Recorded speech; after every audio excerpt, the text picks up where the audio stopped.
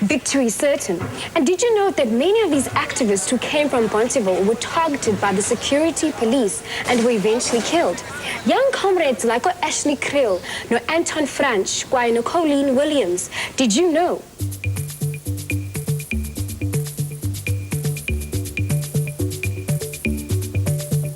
Gladys became aware of acute discrimination that disabled people had suffered ngokusengumntana eBonteheuwel. Ngo-1995, uye wayosebenza with abantu mentally challenged eGlendale in retreat. Ngo-1996 ke wayosebenzela iWestern Province Blind Association eSouth River. Namhlanje uGladys ufundisa abantu with disabilities. Ndiye ndayemjoyina kwenye weeklasi zakhe ukubuza uba uye waqala kanjani. What are the range of disabilities that you work with?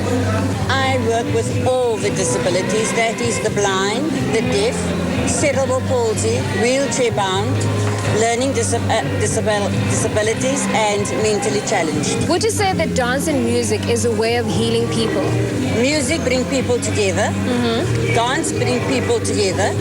And the healing process that takes part is you have to learn to breathe properly when you're dancing. Yes. So it's very good for asthmatics, people that suffer with heart trouble, people that's obese. It gives you the extra added stamina. And dancing is actually really fit. Okay. If you dance, you don't really need to go to the gym. Because you're very, very fit.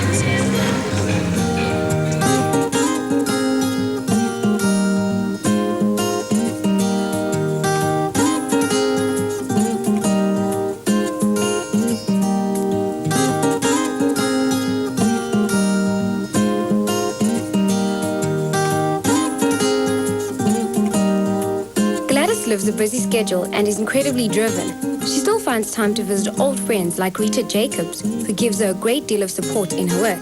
I went with her to visit Rita to find out more about who she is. Rita, what do you think the disabled kids get out of the work that Gladys does? Wel, eerstens sal ek sê die liefde en die genot. Net om in hulle gesigte te kan sien die genot wat uitstraal uit hulle oë uit.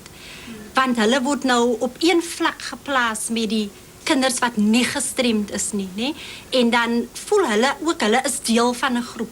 Rita, could you please tell me what kind of person is Gladys? Daar is tye wat ek soms tye vir haar moet aan haar trek of stop en vir haar sê, tel tot 10, dis wat ek gewoonlik doen. En dan sê sy altyd sy voel wanneer sy oor iets voel, kyk wanneer sy byvoorbeeld in die klas besig is om les te gee en die kinders hulle passies te wys en so aan. En nou sien sy iets en nou voel sy wil dit daardie oomblik sê, dan voel ek soms daar is ander kinders ook rond, miskien moet sy dit agterna doen of so aan. Dan sê sy nie, sy weet sy moet dit nou doen, want dan kan sy dit nou regmaak.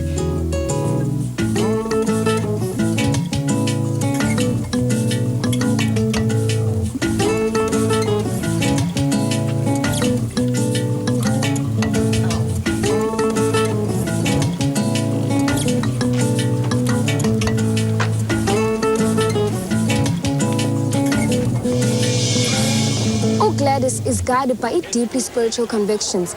Enormous amount of compassion anayo for labanye bantu stems from uthando anawo for uThixo wakhe.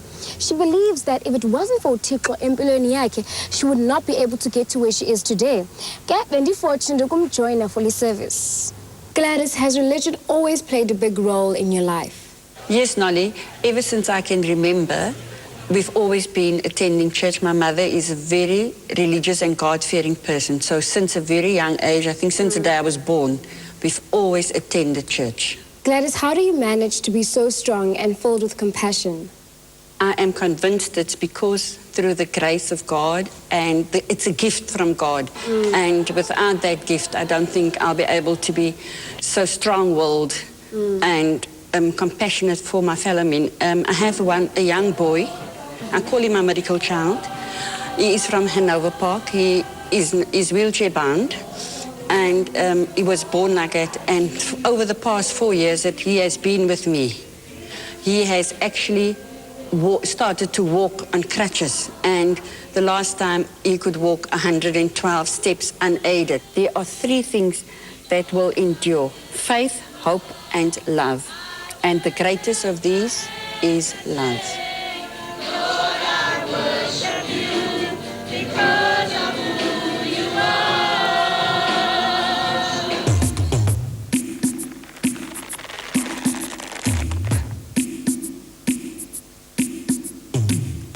As I helped Gladys gather the items for her memory box, I noticed that dance has played an important part in shaping the person she is today.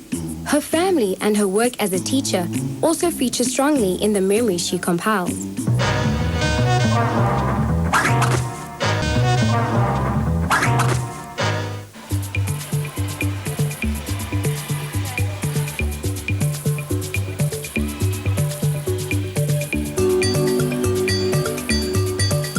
As Gladys begins to teach me the steps of the dance, I realize that counting aloud is going to get me nowhere. I need to learn to feel the music, and looking down at my toes isn't any help either. Slowly but surely, I seem to be getting it right, and it's with the help of the little ones that I soon begin to feel the steps.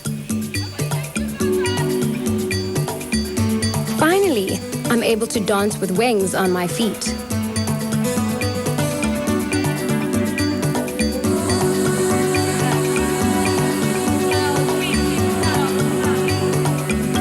Gladys is very passionate about teaching and runs about 10 classes a week.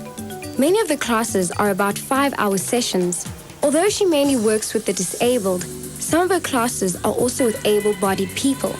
Working with the disabled has allowed Gladys to find innovative ways of teaching intricate dance steps. Gladys, how do you get the visually impaired people to remember their dance steps?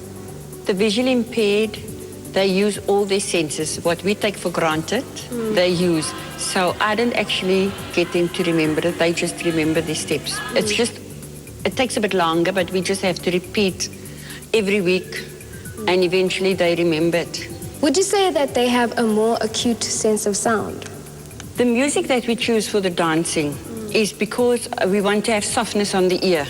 Okay? Kids of today don't realize that loud music actually damages the eardrum.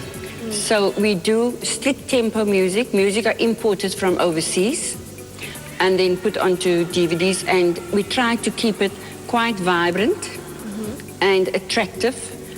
Something that the kids listen to on the radio, but on a softer mode.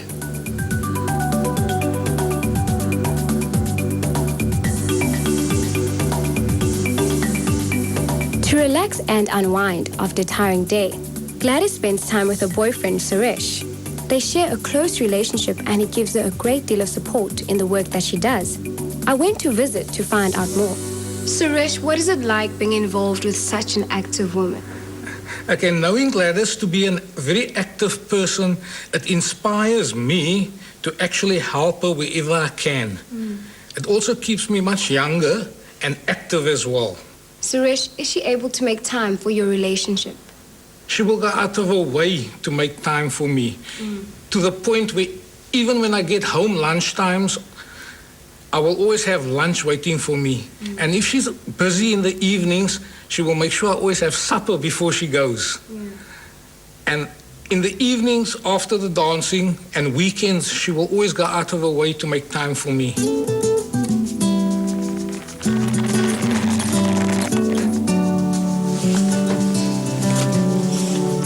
This first picture is my son, Craig, and my grandchild, Jed. He's 2.5 months old there. Craig is also a dance coach, teaches in Randburg, in Johannesburg. He moved there 5 years ago, and he's a very successful dance coach. He stopped working 4 years ago to do this full-time, so he's a full-time dance coach, but in hip-hop.